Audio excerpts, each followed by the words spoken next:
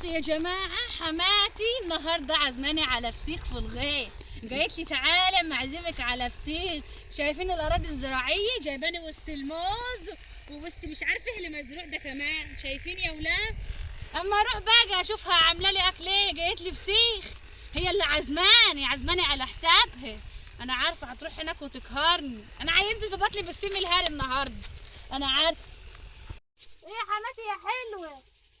بيقولوا ان انت عازمانه على فسيخ. وعزمك ليه يا اختي؟ الكل عماله تقولي شاجه جوزي شاجه جوزي. ده انت الخير والبركه.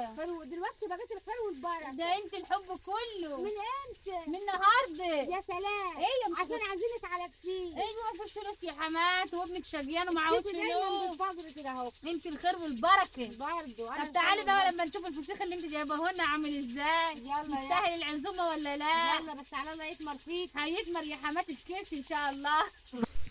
شايفين يا اولاد الفسيخ الحلو اللي حماتي عزماني عليه، وكمان الله يرضى عليكي يا حماتي يا غاليه عزم امي معايا. الله يديك الصحه يا رب وتعيشي كده وتعزميني. تسلمي يا اختي، امك دي ملناش بركه الا هي.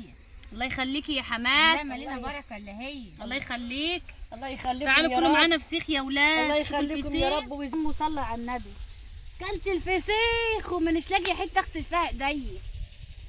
لقيت راجل اهوت مدور المكنه بيروي، قلت اما اغسل حتى معيش صابونه. قالوا لي هاتي حبه طين ودعاكي بيجي دوم ايديك كده اهو والزفاره هتروح منكي. بس بقول لكمش بقى كانت اكل الفسيخ ايه على ابوه. ما تنسوش يا جماعه تعملوا لنا لايك واشتراك ومتابعه عشان يوصل لكم كل جديد.